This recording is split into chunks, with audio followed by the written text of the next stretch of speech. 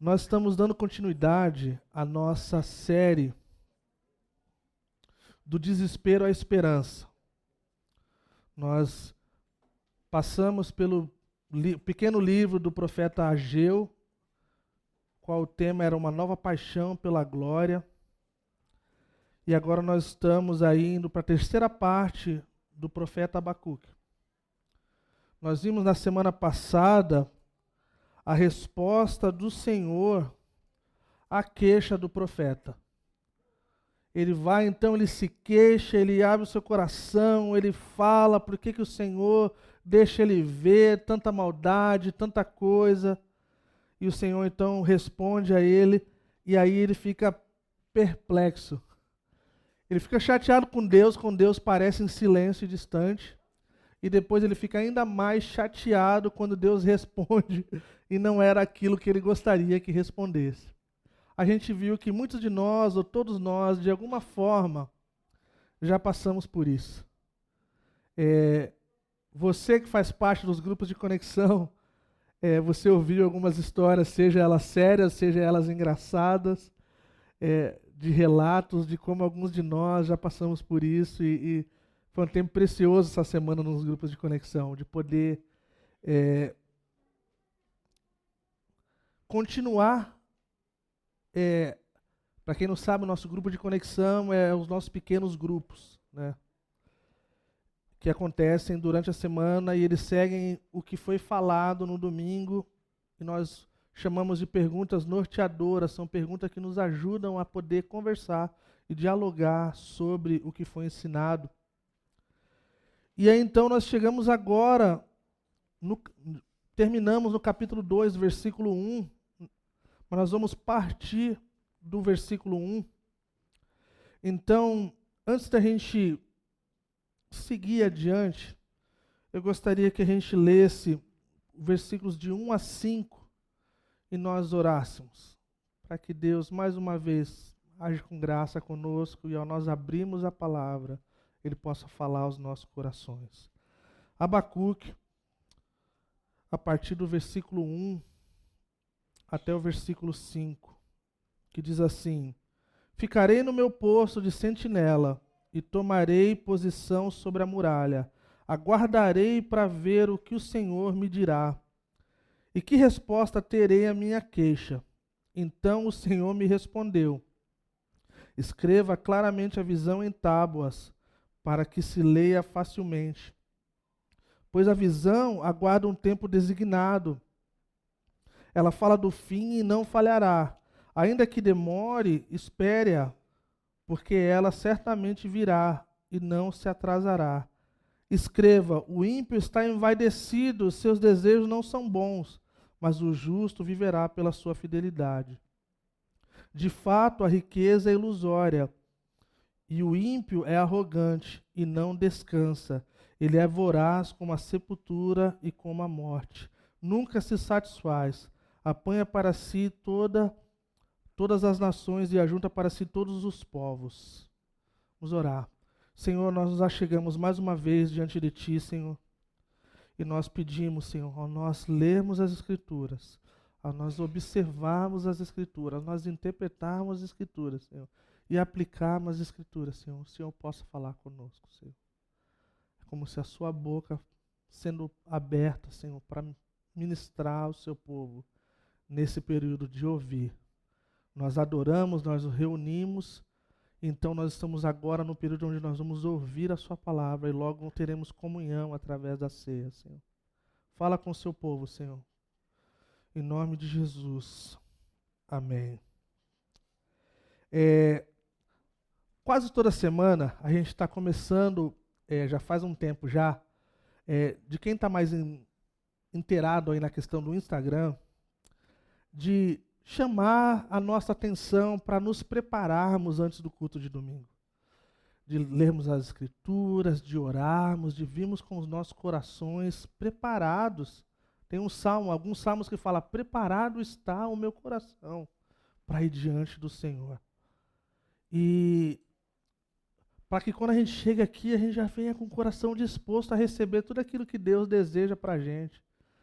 E de vez em quando tem algumas perguntas para nos ajudar a entender o texto. Nós temos encorajado os irmãos e as irmãs a lerem o texto antes. Uma das coisas incríveis acerca de ensinarmos as Escrituras da forma que nós fazemos, de forma sistemática, é de que no domingo que vem você sabe que passagem será ensinada. Então você pode ler, você pode escrever, você pode perguntar, você pode correr atrás e ver como vai ser, se você tem alguma dúvida, ter a sua dúvida aí sanada. E aí foi perguntado lá no Instagram quantos ai tinha no capítulo 2. Olha lá, a Júlia, já tem pessoal aí, já deu sorrisinho, que acertou, quantos ai. Tem pessoal assim, ai pastor, não estou achando. É porque estava com uma versão diferente. Na linguagem de hoje não tem ai nenhum. Na NVT não tem ai nenhum. Na mensagem não tem ai. Na NVI, umas versões mais antigas, tem ai. Tá? Então, não tem esse negócio, ai de mim, não achei, coisa do... Não, é na NVI, nas outras versões. Então, nós vamos olhar para cada ai aí. E desde então, partindo desse começo, a gente possa entender que esse ai não significa coisa boa. Então a gente já parte desse pressuposto de que esse ai é um alerta, é uma chamada, é uma repreensão àqueles que não estão vivendo de acordo com o caráter e a natureza do Deus que os criou para ser diferente. Tá? Mas então, antes de nós chegarmos nos ai, só para quem acha que você está certo, não, eram 5, tá bom, pessoal? Quem só achou 4, assim, volta lá depois, fala, pastor, achei o último lá. O último é pegadinha, tem que pular uns versículos para chegar no... Não está diretão, tá? Mas isso é a forma que a gente pode adentrar ao texto, de poder observar, de poder olhar. E então, nessa primeira parte que nós lemos, do versículo de 1 a 5, a gente pode ver como introdução que a gente vê nesses 5 versículos 3 verdades centrais acerca do que está acontecendo aqui. A gente vê no versículo 1 um servo de Deus que está esperando a resposta de Deus. A gente vê uma postura correta. Em outras palavras, ele está falando assim, quer saber? Eu vou sentar aqui, eu vou ficar esperando aquilo que Deus tem para falar para mim, me responder acerca da minha queixa. Isso mostra uma observação incrível, de que a gente tem um Deus, que a gente tem convicção, que nos ouve e que nos responde. Então essa é uma convicção que ninguém pode tirar da gente diante dos dias de sofrimento. Quer saber? Deus está me ouvindo e Deus vai me responder. Então, quer saber? Eu vou sentar aqui como um sentinela e vou esperar. Então, a gente vê dessas 3 verdades centrais, aí a gente vê um servo esperando a resposta de Deus, uma visão revelada por Deus no versículo 2 e 3, e a gente vê um contraste entre o soberbo, e o orgulhoso e o justo no versículo 4 e 5. Então Abacuque fala desse propósito, ele mostra essa atitude apropriada do profeta, que aguarda a resposta, e da graciosa resposta ao profeta. Deus responde. Deus não fica calado e nem distante, por mais que às vezes pareça. Quanto à visão, ele mostra que ela deve ser permanentemente relembrada. Não é uma coisa que é só assim, é um stories. Não, é algo que deve ser permanentemente relembrada, universalmente estendida e claramente divulgada. Olha que interessante isso. Então nós vamos ver sobre o contraste do soberbo e o justo, que ele diz que o soberbo e o orgulhoso, em seu coração, eles são como as pessoas que são insaciáveis. Eles nunca estão satisfeitas. Mas a gente vê que diante desse contraste, o justo confia na palavra. Ele vive pela fé na palavra. ele é liberto da morte pela fé na palavra. Então a gente vai olhar para esses dois e a gente vai ver que lado a gente está, ou de que lado a gente quer ficar diante disso. Então vamos lá, vamos adentrar o texto então. Então a gente vê no versículo 2 e 3, versículo 1 a gente vê a postura do profeta em relação à espera, versículo 2 e 3 a gente vê a preparação para a resposta. Antes que a resposta venha, tinha que acontecer alguma coisa. Olha que interessante. Então o Senhor, versículo 2, então o Senhor respondeu, escreva claramente a visão em tábuas, para que se leia facilmente. Pois a visão aguarda um tempo designado, e ela fala do fim, e não falhará, ainda que se demore, espere-a, porque ela certamente virá e não se atrasará. Então existe uma coisa interessante ao nós olharmos para o texto. Qual é a visão? Essa é a primeira pergunta que a gente faz quando a gente vai interpretar. Qual é a visão? O que é a visão? E é interessante como no meio evangélico a interpretação desse texto ela é levada a alguns extremos. Aqui, se eu pegar esse texto e falar assim, cara, Deus está me dando uma visão e está mandando eu escrever, a gente está olhando para uma coisa que não está no texto. A gente está olhando para uma coisa que não é a intenção de Deus para essa passagem, quando Abacuque estava escrevendo, 600 anos antes de Cristo. Mas o que existem várias aplicações e várias coisas que nós podemos aprender. Mas precisamos entender que não é a minha visão, não é a sua visão, é a visão que Deus está dando para o profeta, o qual se tornaria um livro canônico, o qual seria parte dos 66 livros da Bíblia, inspirados e soprados por Deus, o livro que Jesus lia. Então, opa, isso aí é diferente. Então, Deus está mandando ele escrever esse tempo de pergunta e resposta. Você que vai no retiro da Calvary, está acostumado com o tempo de pergunta e resposta. Nós queremos dialogar, nós queremos ver o que o pessoal está pensando acerca das coisas que está sendo ensinado. Aqui está rolando mais ou menos um pergunta e resposta. O cara vai lá e se queixa, faz a pergunta e Deus vai lá e responde. Então, primariamente, a mensagem que Deus está dando para Abacuque não era uma coisa só para ele. Era uma coisa que iria beneficiar os outros, iria lembrar os outros no futuro também. Então, a revelação de Deus estava sendo dada não era só para ele. Era para beneficiar e fortalecer os outros também. Então, era necessário que escrevesse.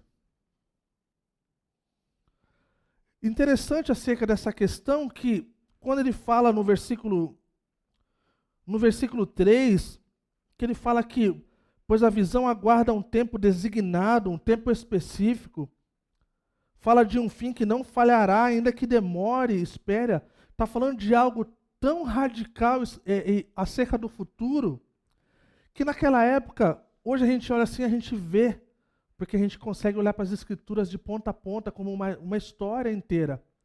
Mas naquela época, pessoal, algo acerca do futuro, a conquista da Babilônia, acerca de como seria um tempo depois, era uma coisa que não era algo que era fácil de imaginar. Era algo que estava prevendo sobre o futuro mesmo. Não era algo evidente naqueles dias que seria assim. Para a gente faz sentido, para eles não. Eles eram os primeiros ouvintes. Então o profeta tinha que fazer essa visão conhecida aos outros, para que quando isso acontecesse, eles falassem, não, isso foi falado antes. Isso foi predito antes. Isso não veio da cabeça do profeta Abacuque. Outra coisa interessante, como a gente tem falado constantemente do desafio de olharmos para um texto arcaico, né, extremamente antigo, e colocarmos diante dos nossos olhos de forma que faça sentido para a gente. nós não vivemos na época quando nós escrevemos em pedras, em tábuas, né? Então não requer muito que a gente pense que tábuas eram placas da época, eram outdoors da época. Era a forma que você mantinha o povo sabendo das coisas, como se fossem placas de sinal. Talvez nos estabelecimentos, talvez em casas, talvez em lugares religiosos. Então a gente vê essa questão que era uma coisa muito normal nos tempos antigos. Eles não tinham tecnologia como a gente tem hoje. Já tinha Mac na época, não tinha Windows, mas...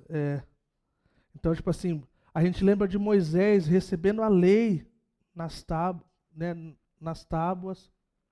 Existem até essas fotinhas meme, né, dele com um tablet, né, tipo uma coisa assim, como seria nos dias de hoje, coisa do tipo.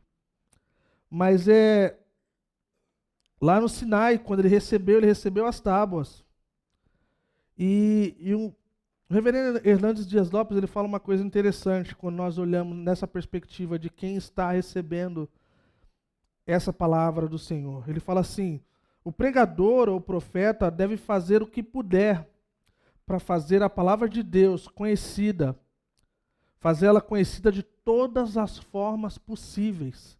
Então esse era o desejo de Deus, que todas as formas possíveis, o qual a visão, a palavra que ele estava dando para aquele homem, Abacuque, para o profeta, fosse de forma fácil de se entender e rápida de se entender. Nós vamos falar mais sobre isso.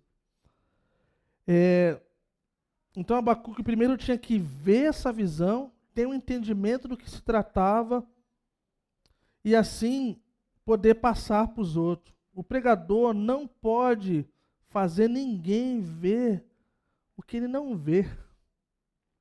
Então, eu falo nesse tom em relação a isso, gente, é que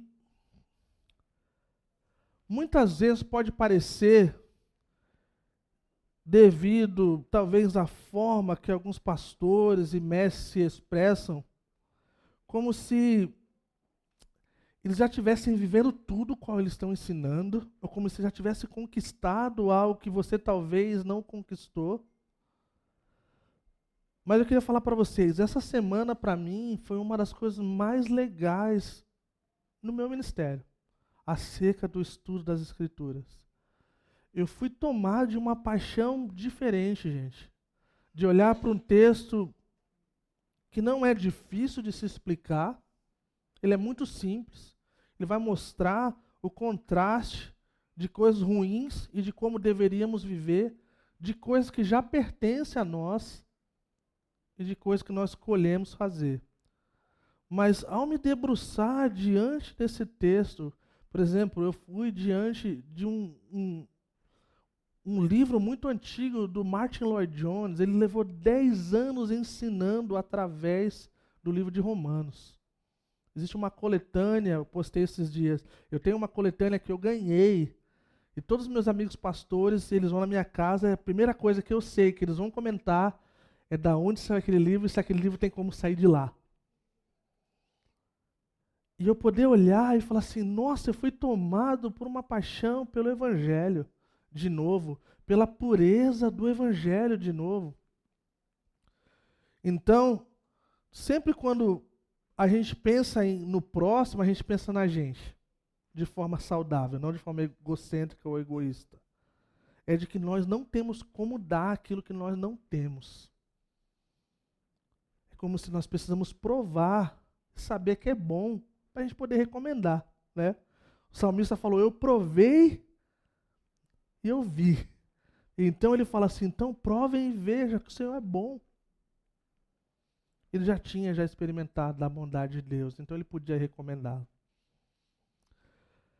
Então assim, aqui 3 explicações bem simples e bem comuns acerca dessa questão de escrever nas tábuas. A mensagem é tão clara, deve ser tão clara que qualquer pessoa correndo pelas tábuas, né, algumas versões falam esse negócio de correr por elas, né? Parece meio fora da coisa aqui, mas não é. É uma ideia de poder ler e entendê-la facilmente, de forma fácil. A mensagem deve ser tão simples que o leitor pode correr e proclamar aos outros o que aprendeu nas tábuas. A mensagem é tão clara que o leitor pode passar os olhos pelas tábuas com facilidade. E é isso que nós desejamos fazer. Não complicar as Escrituras. Tem um provérbio que fala que Deus fez tudo simples, mas os homens complicaram. Então, é um desejo nosso de vermos as Escrituras sendo expostas, assim como de forma como uma criança possa entender. E até o mais velho. Então a gente vê essa ideia de correr, a gente vê essa ideia de clareza, a gente vê essa ideia de rapidez, de fácil entendimento. Então é como se, em outras palavras, as palavras de Deus nos motivam a quem lê, né, a se conformar com essa revelação divina. Tem outros salmos que falam sobre isso, né? Corro pelo caminho que os teus mandamentos apontam, pois me deste maior entendimento. Salmo 119, 32. Outro diz assim, o Salmo 59, refleti em meus caminhos e voltei os meus passos para os teus testemunhos. Então a gente vê essa questão com o caminhar, com o correr, com a facilidade. A menos que a linguagem das Escrituras seja clara o suficiente para introduzir luz espiritual, a palavra de Deus não beneficiará ninguém. Então Abacuque, ele é ordenado a ser claro em sua mensagem. Era urgente que o seu público tivessem as suas mentes e as suas vidas renovadas e reformadas pelas Escrituras. E aí nós seguimos adiante. Do versículo 4 a 8 a gente vê que Deus sabe lidar com os orgulhosos. Eu não quero gastar muito tempo em relação a todos esses pontos, mas eu gostaria de apontar-vos algumas coisas. A gente leu no versículo 4, né, que Deus manda escrever que o ímpio está envaidecido, seus desejos não são bons, mas o justo viverá pela fé, pela sua fidelidade. De fato, a riqueza, versículo 5, ela é ilusória, e o ímpio arrogante não descansa. Ele é voraz como a sepultura e como a morte. Nunca se satisfaz. Apanha para si todas as nações e junta para si todos os povos. Todos esses povos um dia rirão dele com canções de zombaria e dirão: ai daquele que amontoa, o primeiro ai aí, ó. Ai daquele que amontoa bens roubados e enriquece mediante a extorsão.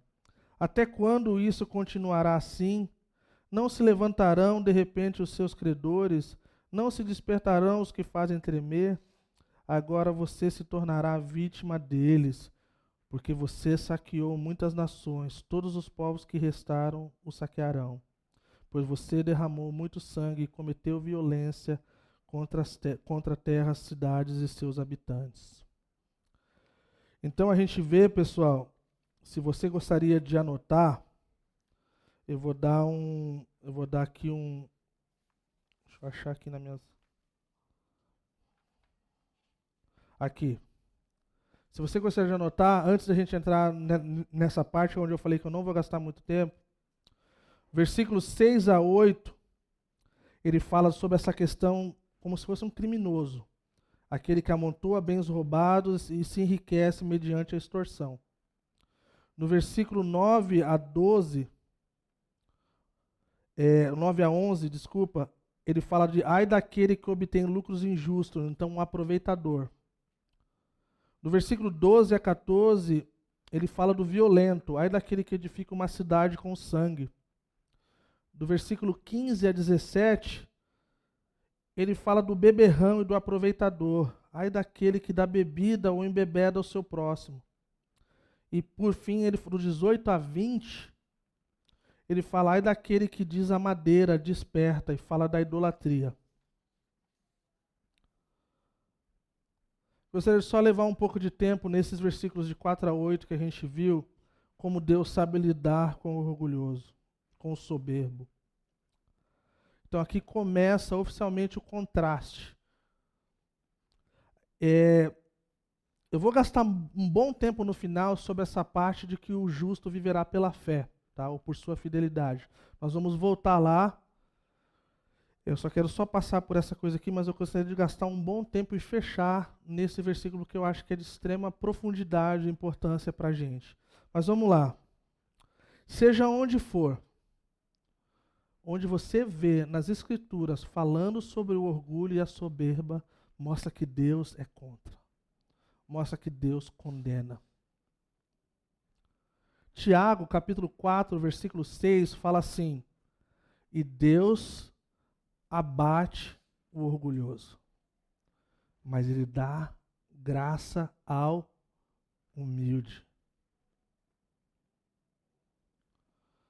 Nós queremos estar no grupo onde Deus dá graça. Não é verdade? Nós não queremos estar na categoria onde Deus se opõe, onde Deus abate. O princípio da vida de quem é orgulhoso e soberbo, pessoal, é olhar para si. É pensar que ele é sempre o melhor. E pensar que os outros estão errados.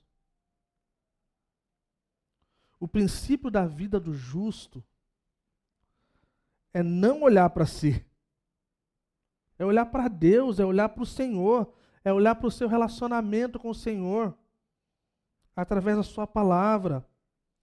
E a gente consegue ver a diferença enorme de alguém que vive de acordo com o seu próprio entendimento, com o seu próprio desejo de ser melhor, e aquele que quer saber, eu quero estar no lugar onde Deus derrama graça. Eu já falei isso e eu volto a dizer. Uma das coisas que eu tenho aprendido, aprendi com um pastor amigo meu, diante de orgulhosos, principalmente. Você quer ver alguém que vem para uma conversa difícil, ou você falou alguma coisa que não devia, ou você chateou alguém, e alguém vai ter uma conversa, você sabe que vai ser difícil essa conversa? Você começa a conversa assim, falando assim, ó, me perdoa, eu errei. E eu estou disposto a mudar. Quem é orgulhoso não vai parar aí, ele vai seguir adiante. E quando ele seguir adiante, você sabe que indiferente do que você fale, não vai mudar nada. Agora, quem é humilde, quando ouve logo isso, quebranta o coração. Fala assim, caramba, eu vim com, sei lá, com a pedra na mão. Essa pessoa veio com humildade e se humilhou. Então, meu coração é tomado. E a lição que a gente fala, os pais aí, constantemente aos nossos filhos. Eu falo para meus filhos constantemente. Você quer estar no lado onde Deus se opõe a você ou que Deus derrama graça para você. Então dê ouvido para o seu pai e para sua mãe. A gente acha que a gente sabe tudo e a gente não sabe. Mas uma coisa a gente sabe. A diferença entre alguém que quer fazer a vontade de Deus e quer ser humilde e alguém que é orgulhoso e que acha que sabe tudo. O orgulho é um grande perigo para todos nós. Ninguém está ileso disso. Todos nós. Seja como for, seja onde for, se nós não cuidarmos dos nossos corações, nosso coração é tendencioso ao orgulho. Isso é o reflexo da queda. Nós não somos humildes naturalmente. Nós precisamos de um redentor. Nós precisamos de redenção para que a nossa carne passe no crivo do Espírito Santo. E assim a gente venha a, por causa do Espírito Santo, por causa de uma vida redimida, nós temos o fruto do Espírito. Que é bondade, que é paciência. Você pode ver, existe coach para tudo nessa vida. Mas não tem ninguém fazendo curso aí, cara, mentoreando pessoas acerca de bondade e paciência. Porque não dá. Pode ser o bichão lá do coach, lá do Master Mega Plus, que vira a chave do mindset do negócio. Fruto do Espírito é outro esquema. Não existe 5 passos para ser paciente. Sabe como a gente aprende a ser paciente? Indo para quem tem paciência. Só tem um, o Senhor. Só tem um bom, Jesus falou. É Deus. As outras coisas a gente dá uma forcinha. Tem coisa de caráter, tem coisa de vontade. Agora, essas coisas é outro esquema, pessoal.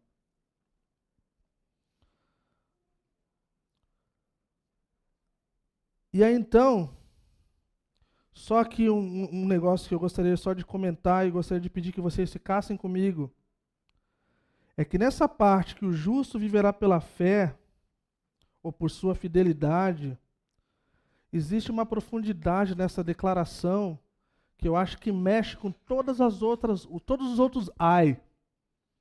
Se nós pegarmos de forma correta esse o justo viverá por sua fidelidade ou viverá pela fé, nós vamos acertar em todas essas outras coisas.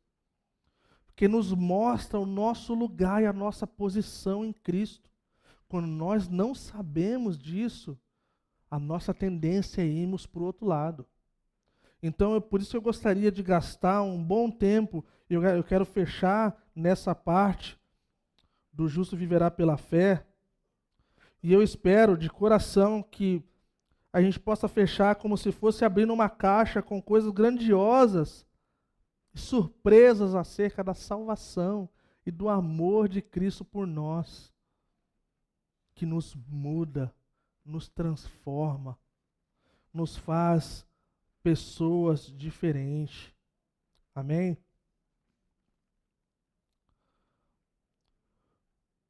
É uma canção essa parte do ai, tá? É como se fosse um sertanejo universitário. Tipo assim, mais ou menos.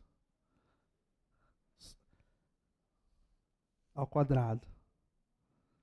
Falando de coisa feia, falando de coisa horrível, mas um certo tom de exaltação, assim, tem pessoa que se exalta e se acha dentro, sabe?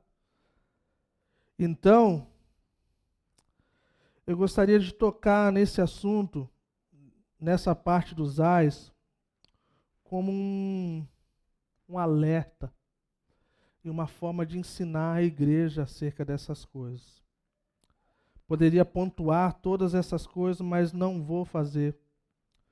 Nós evangélicos, protestantes, nós temos a tendência de focarmos em coisas que nós condenamos, em coisas que Deus condena.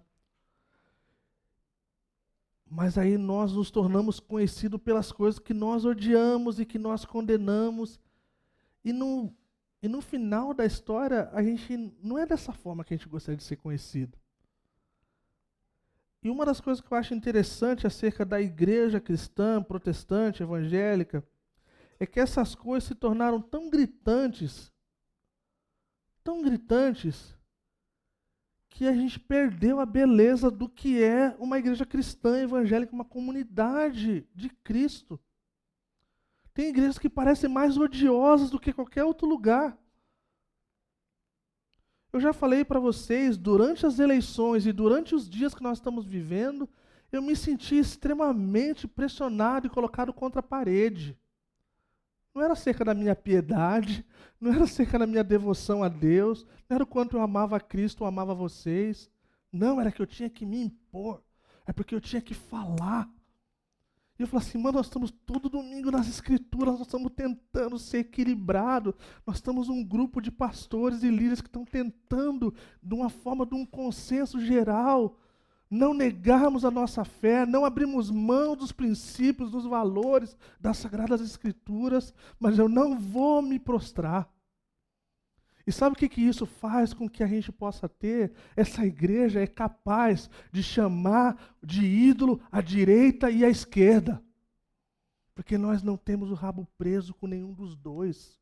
Nós temos com as Escrituras. Então o que as Escrituras diz que é errado, seja qual lado que for, é errado. Não é verdade? Então, quando eu penso nessa questão em relação à igreja e a essas coisas, eu penso, eu gostaria que a gente fosse conhecido pelas coisas que nós somos, pelas coisas que nós amamos, pelas coisas que nós vivemos, e nós não vamos abrir mão das coisas que a Bíblia diz que é errado.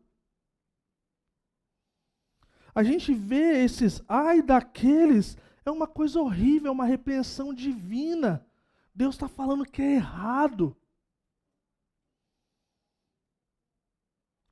Existem várias aplicações que nós poderíamos tirar de coisas que não são para serem feitas, que não deveríamos ter nas nossas vidas e no nosso meio. Mas eu gostaria de chamar a nossa atenção para nós olharmos e focarmos no quem nós somos em Cristo, o que Ele fez por nós. E quanto que isso mexe com as nossas vidas na vida inteira incompleta.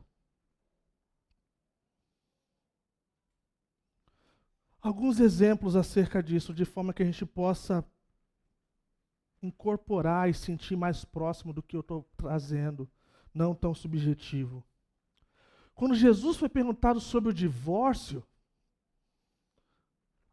aonde Jesus focou? Foi num casamento ruim? Foi numa vida ruim?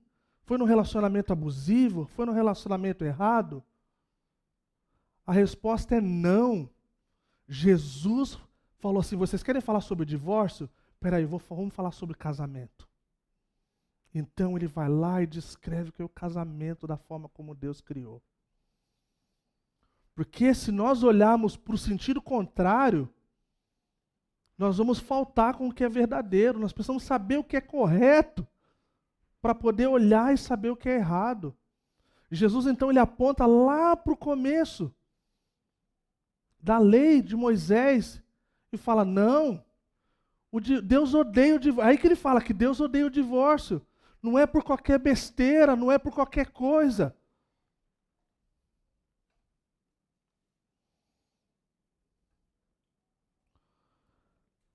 Porque a nossa igreja, nós temos que mostrar que a nossa igreja, ela se importa com essa questão da sexualidade, do que é o homem, do que é a mulher, da forma que Deus criou. É verdade.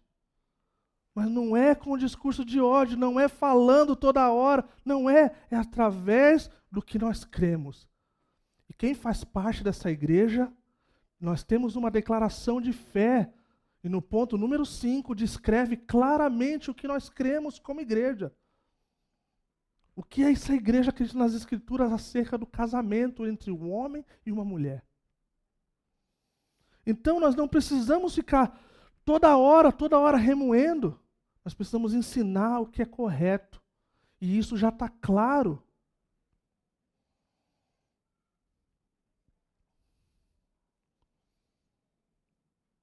Um exemplo muito próximo da gente são os grupos de conexão. Lá vem, mais uma vez vai falar sobre o grupo de conexão. Gente, quem não faz parte do grupo de conexão agora é a minoria. E nós vamos buscar vocês, tá? Os olhos do Senhor estão sobre todos vocês, brincadeira. Nós poderíamos descrever os grupos de conexão como aquilo que nós não cremos e não somos. E várias igrejas fazem isso. Não, porque a nossa igreja, nós não temos célula, o nosso grupo não é para controlar as pessoas, o nosso grupo não é para multiplicar, o nosso grupo não é para ter o líder lá e encher o seu ego, que aí ele vai aumentando, vai subindo de cargo, aí ele é o líder do grupo, depois ele vira o apóstolo. Nós não temos nada disso, né? Mas para mim é muito mais fácil, muito mais relevante apontar que o grupo de conexão faz parte de um propósito maior dentro daquilo que Deus está nos chamando como comunidade. A nossa declaração de missão como comunidade é que a Calvary Curitiba ela existe para conectar as pessoas com Deus, conectar as pessoas umas com as outras e formar uma comunidade de missão. Então, para que serve o nosso grupo de conexão? Para conectar as pessoas umas com as outras. Então, você quer fazer parte, você quer se conectar com o povo de Deus? Está aqui uma ótima oportunidade. Acontece de terça a quinta e sábado. Terça a sábado. Você está entendendo? Então, nós queremos ser conhecidos por conectar. É uma oportunidade de você estar desconectado, você ir receber vida. Você vai conhecer outras pessoas diferentes, você vai ouvir a palavra de novo, você vai receber oração, você vai orar uns pelos outros. Ao invés de nós ficarmos falando que nós não somos isso, que nós não cremos nisso, que nós não somos aquilo, isso aí vai acontecer consequentemente. Pode ter certeza. Mas é muito mais importante para a gente estarmos focados no que nós somos. É muito melhor. É muito melhor. Quando nós olhamos para a nossa posição em Cristo, Cristo não nos coloca na categoria de filhos e filhas pelas coisas que nós éramos e fazíamos. Ele nos coloca como nós somos, filhos e filhas.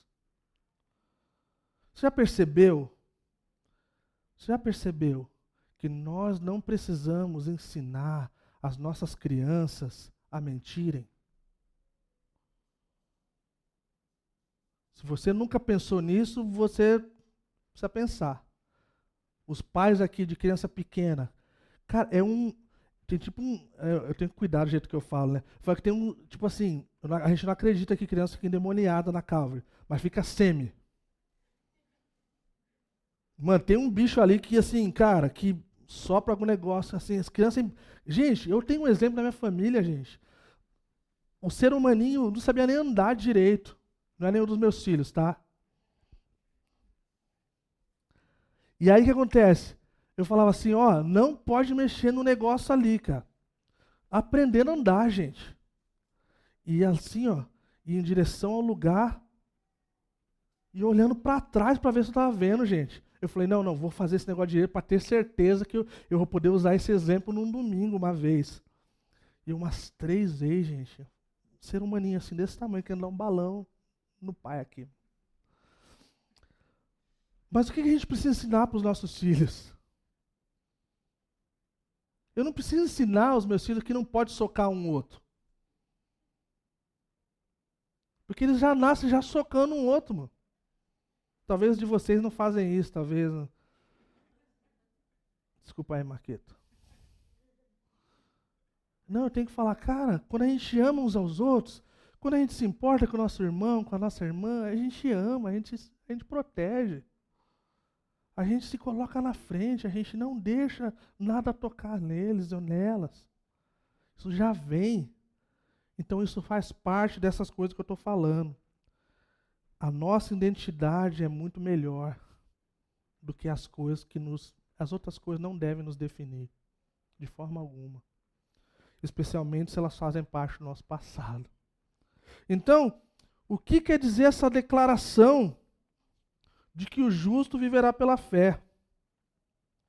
Essa é uma pergunta que nós devemos fazer. Mas vamos olhar rapidinho, tá? Rapidinho. Para essa questão dos ai aí. Então a gente viu lá no versículo 6 a 8, ai daquele que amontoa bens roubados e se enriquece, a extorsão. Não tem muito o que se falar acerca disso, gente. Esse tipo de pessoa existe em todos os lugares. Essas pessoas são impressionantes. Tem gente que vive disso. Tem gente que é trambiqueiro. Parece que é que nem Judas, nasceu desse jeito. Mas o que a gente pode aprender com isso? A gente pode aprender o que Jesus falou. Quando Jesus entra na nossa vida, lembra do homenzinho torto, que tinha uma casa torta, que andava todo torto? Quando Jesus chega no negócio com as coisas em direito. Então Jesus fala, aquele que roubava não rouba mais. Esse é o fluxo natural de quem tem um encontro com Cristo. Fala assim, você era coletor de impostos, agora você não vai ser mais. Agora eu vou te mostrar um caminho melhor. E nós então aprendemos o que não é natural. Olha que interessante, nós aprendemos o que não é natural. A nossa carne, os nossos desejos nos levam para longe daquilo que Deus deseja para a gente, devido à queda. Então nós precisamos do Espírito Santo. No versículo 12 a 14,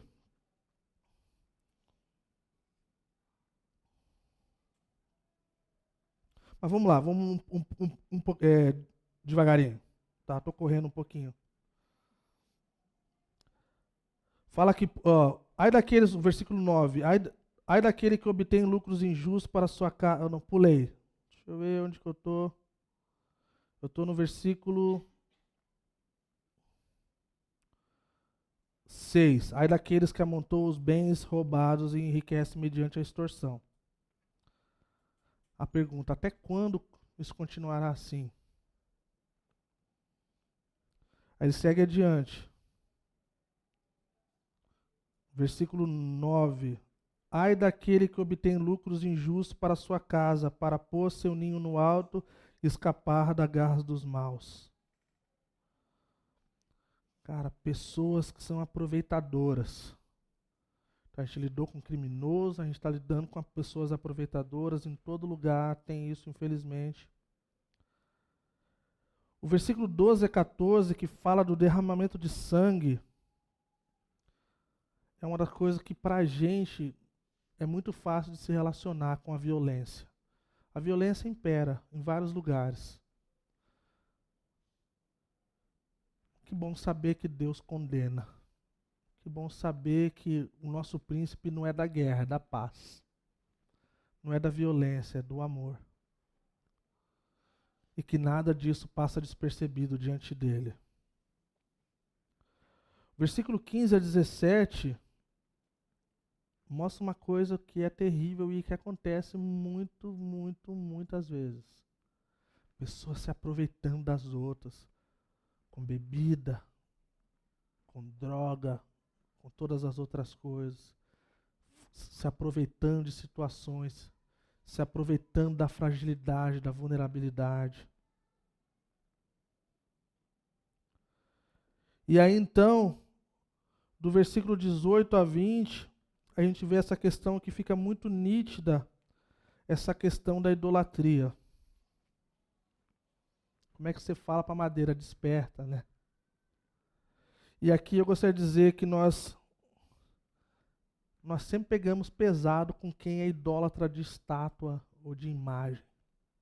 E aqui fica claro que é isso mesmo aqui. Mas eu gostaria de estender um pouco para a gente, para nos colocar no nosso lugar devido. Nós somos cheios de ídolos que não são estátuas. Nós somos cheios de coisas que nós idolatramos e veneramos mais do que deveríamos. E então, quando nós nos deparamos com isso, a gente tem uma voz agora sabendo disso, de um ai. O William Wilberforce, num tempo bem antigo aí na antiga Inglaterra, ele foi usado para acabar com a escravidão. Ele era um homem cristão, influente no governo, e ele tem uma frase muito famosa, que fala assim: você pode dar as costas e virar e seguir adiante, mas você jamais poderá dizer que não sabe mais. Porque agora você tem consciência, agora você ouviu, você sabe. E não tem como dar as costas e dizer que eu não sabia, agora eu sei. Então nós temos consciência das coisas, então isso torna uma coisa totalmente diferente. E eu gostaria então agora de focar numa das coisas que mais mexeram comigo essa semana, que eu falei, que é acerca do Evangelho. Então, o justo viverá pela fé. O justo viverá por sua fidelidade. O que significa essa declaração? Uma pergunta importante. A gente vê isso sendo citado, essa mesma frase de Abacuque no Novo Testamento em vários lugares. A gente vê o apóstolo Paulo nas suas cartas magna, que é a carta de Romanos, o qual ele gasta tempo explanando essa questão. No capítulo 1, ele já começa no versículo 16 e 17. A gente vê em Gálatas. Então vamos lá, Romanos 1, 17, a gente vê em Hebreus 10, 38, a gente vê em Gálatas 2, 20 e Gálatas 3, 11. O justo viverá pela fé. O que isso quer dizer? Que todo cristão tem um chamado a viver pela fé. Ah, mas como é que funciona isso?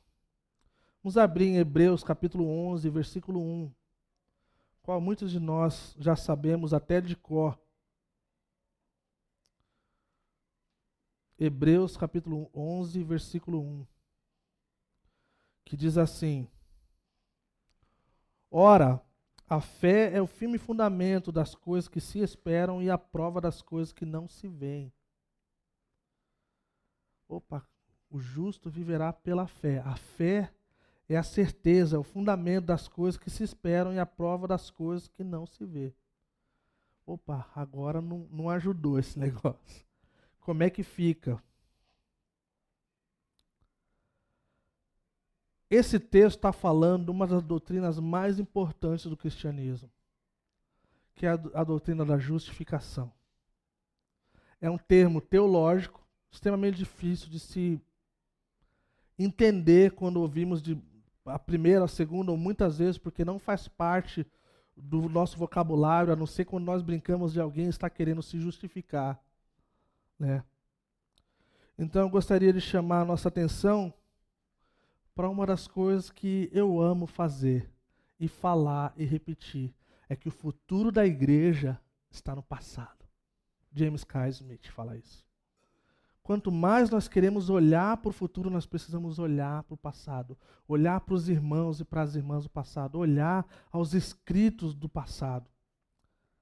Então, se você abrir um livrinho chamado Catecismo Nova Cidade, o qual nós amaríamos que toda a igreja pudesse ler, e possivelmente vai fazer parte do próximo Connect, porque é uma formação básica da fé cristã. Se você for na pergunta 32, na primeira parte, para quem está seguindo a gente no Instagram, toda segunda-feira tem sido postado uma pergunta e uma resposta do Catecismo Nova Cidade. Acho que nós estamos na pergunta número 10. Então um dia a gente chega na 32. A pergunta 32 do Catecismo Nova Cidade fala assim: o que significa justificação? A resposta é assim: justificação significa a nossa justiça declarada diante de Deus, tornada possível pela morte e ressurreição de Cristo por nós. O que isso nos mostra? Isso nos mostra que nós jamais seríamos capazes de sermos justificados por nós mesmos. E se você é que nem eu, e eu creio que você já experimentou cumprir a lei, ser rigoroso e querer cumprir tudo. A lei existe para nos mostrar que nós quebramos a lei. É para isso que a lei existe.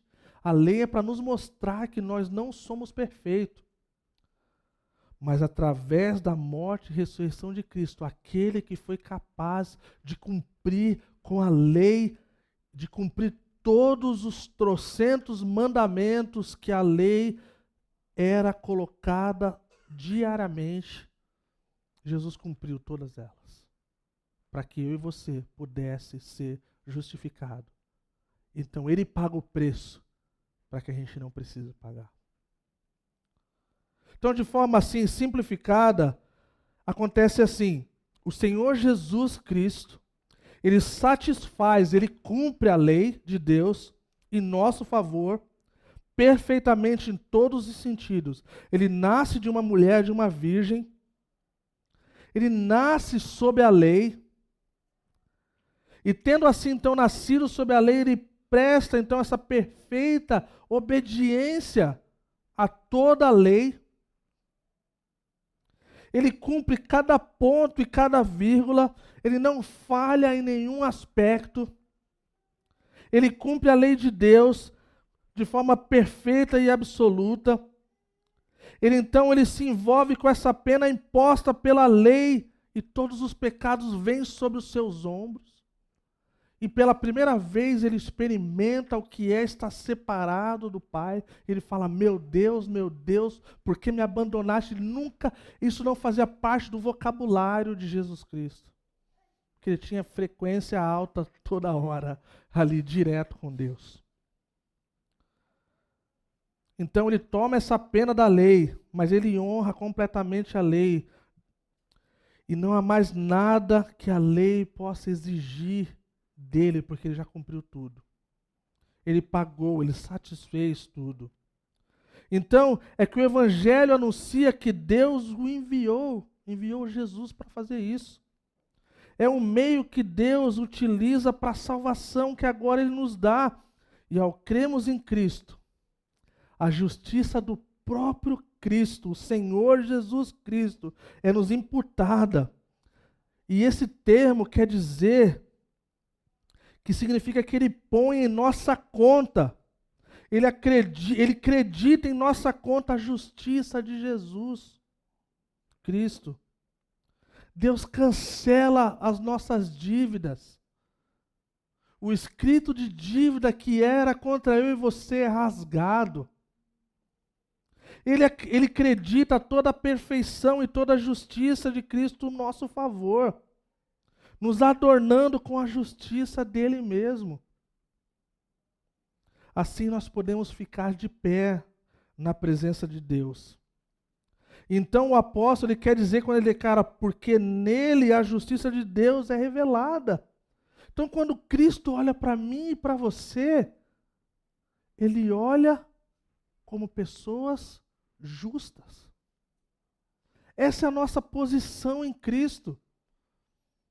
Quando ele olha para mim e para você, ele olha como alguém que foi pago um alto preço, o qual nenhum de nós teríamos capaz de ter pago.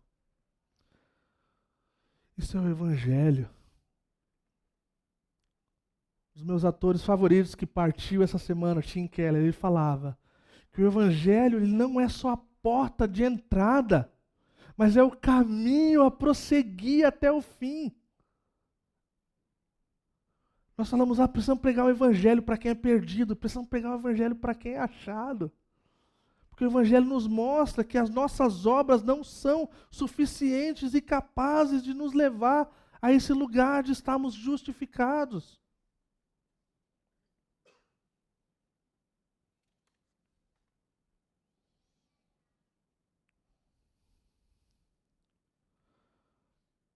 A confissão de Heidelberg vem de 1500, pessoal. 1530. E tem uma pergunta 59 que fala assim: que proveito há para você que agora crê nisso? Falando da nossa justificação. A resposta é assim: o proveito é que em Cristo sou justo diante de Deus e herdeiro da vida eterna. É isso. Outra pergunta, pergunta 61, fala assim: por que você diz que é justo somente pela fé? Eu o digo, não porque sou agradável a Deus, graças ao valor da minha fé, pois somente a satisfação, a justiça e santidade de Cristo é a minha justiça diante de Deus. É somente pela fé que posso receber e fazer dessa justiça a minha própria justiça. Então, o futuro da igreja está no passado. Quando nós olhamos para esses escritos, nós somos tomados de reverência. Aí eu encerro com as últimas perguntas que falam assim: mas por que as nossas obras não podem ser a nossa justiça diante de Deus? Ou pelo menos parte disso. Porque a justiça que pode subsistir diante do juízo de Deus deve ser absolutamente perfeita e totalmente de acordo com a sua lei, enquanto até mesmo as nossas melhores obras nessa vida são todas imperfeitas e contaminadas com o pecado.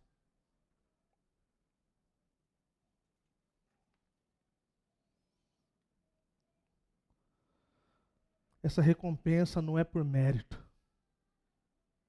É um dom, é graça divina. A última pergunta da confissão de Heidelberg, pergunta 64. Essa daqui é para fechar o tom. Né?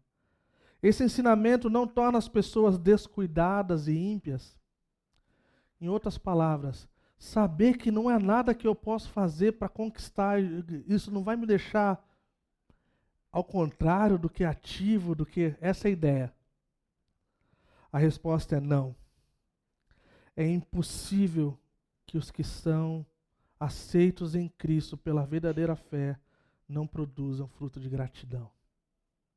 É normal quem é de Cristo produzir frutos, e frutos que permanecem. Não é verdade? E eu encerro. Uma das coisas que eu amo acerca do Evangelho é que o Evangelho, ele é capaz de nos levar desse lugar de perdição, de um lugar de sermos encontrados, de sermos transformados. O apóstolo Paulo fala de sermos transformados, as nossas mentes transformadas. Nós estamos indo numa direção e nós então viramos e mudamos de direção. Nós precisamos olhar que o viver pela fé, o apóstolo Paulo, lá em Romanos capítulo 1, versículo 16, antes dele falar do justo viver pela fé, ele fala assim: eu não me envergonho do Evangelho. Porque o Evangelho é o poder de Deus para a salvação, que é revelada em mim. Fala que, 2 Coríntios capítulo 5, 21, fala que Deus tornou pecado por nós. Sabe que Deus tornou pecado por nós? Jesus Cristo, aquele que não tinha pecado, se tornou pecado por nós. Aquele que não tinha pecado, para que tornássemos o quê?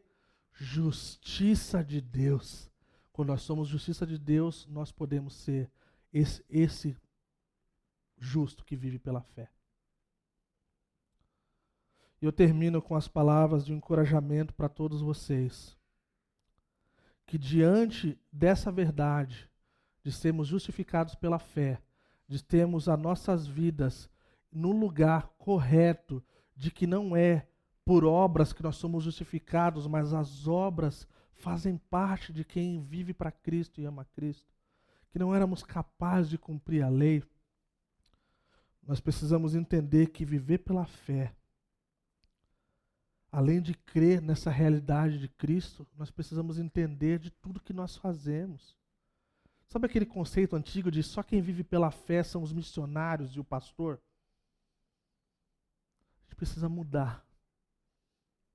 A gente precisa entender que o seu salário não é o seu sustentador. Que o seu salário não é o seu provedor. É Cristo em nós. Se você perder o emprego, você vai poder mandar currículo e no outro dia você pode procurar emprego. Mas se você perder Cristo, é outra coisa. Nós precisamos depender de Deus e lembrarmos que tudo que nós temos vem dele. O salmista falou assim: todas as minhas fontes estão em ti. Quer dizer, todas as coisas que acontecem vêm de ti. Então o nosso trabalho é provisão divina. É um bem. Mas ele não é o nosso sustento. Ele não é. Ele não é. A esposa do meu pastor costumava dizer: quando nós olhamos para dinheiro como dinheiro e não como uma ferramenta dada por Deus, nós entramos naquele negócio do orgulho, da minha coisa, da coisa que ninguém mexe. Quando nós entendemos que Deus é sustentador, que é Ele que provê todas as coisas, a nossa mão se abre. De falar: Senhor, como o Senhor quer me usar? Senhor, como eu posso viver pela fé? Como eu posso ser mais generoso? Como eu posso olhar para quem está sofrendo? Como eu posso poder viver dessa forma? Amém, igreja? Isso nos leva a esse lugar da categoria de que Deus dá graça. Deus não vai nos abater quando nós estamos diante disso. Agora, se nós fecharmos os punhos, a gente vai perder. A gente vai perder. Porque isso nos leva a negarmos a nós mesmos, carregarmos a nossa cruz, seguir a Cristo. Lembrarmos que nós somos incapazes de cumprir o que Deus pode cumprir. Nós somos justos não por sermos boas pessoas ou por nossas boas ações, porque Cristo em nós faz a diferença. Vamos orar.